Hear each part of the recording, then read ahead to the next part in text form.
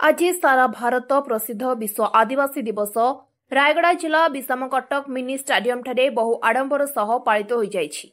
दीर्घ किछि वर्ष धरी विषमकटक ठारे प्रतिवर्ष भली एही वर्ष भी विश्व आदिवासी दिवस महा आडंबर सह पालित होइछि।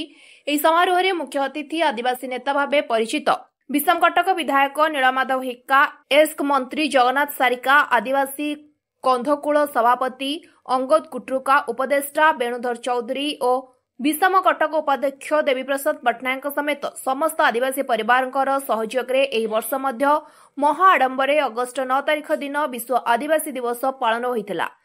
आज सकाळ 8टा समय मां माकमा मंदिर ठारू पारंपरिक आदिवासी वेशभूषा सहित नाच गीतरे विषमकटक सहर परिक्रमा करबा सह आदिवासी छात्र छात्री मानकर आदिवासी संगीत और नृत्य परिवेषण करा जायथिला। ए विश्व आदिवासी दिवस समारोह रे प्राय 5000 अधिक आदिवासी माने उपस्थित होइथिले।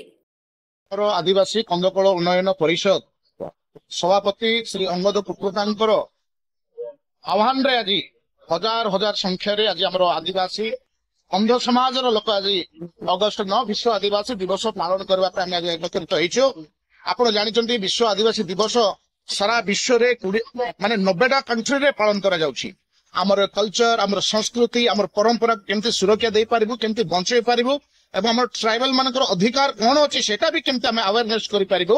एति पई बोली आदिवासी दिवस माध्यम रे लोक सचेतन करा जाय। आउ हमें बहुत खुशी आम गहन रे आमर मुख्य अतिथि आमर माननीय विधायक आमर चीफ गेस्ट एवं पूर्वतन मंत्री आमर जगन्नाथ सारका बड़ भाई आमर सम्मानित अतिथि भाव में योगदान करिसेंती एवं आम समाजर विभिन्न ज्ञानीजीवी बुद्धिजीवी समस्ते आज योगदान करछंती। जानी, दिशारी, बेजिणी, गुरमेणी, शांता सब शिक्षित युवक सब आछंती।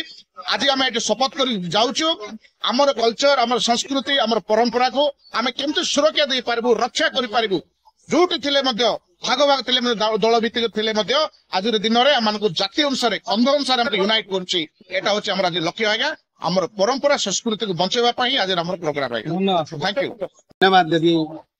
विषमकटक आदिवासी कंदकूल उन्नयन परिषदर समस्त कर्मकर्ता मान आज विश्व आदिवासी दिवस अगस्ट 9 तारिख रे आमे सब पालन करछे। यार मुख्य उद्देश्य होछि जे हमर जो परंपरा जो ट्रेडिशन अच्छे ताकि किपरि भाव एवं आगामी पीढ़ी पर एटा एक छोट प्रदर्शन है जेमिति कि प्रत्येक स्तर रे आदिम स्तर रे हम निजर वृत्ति होइछे, निजर परंपरा सब भूली जाउछ।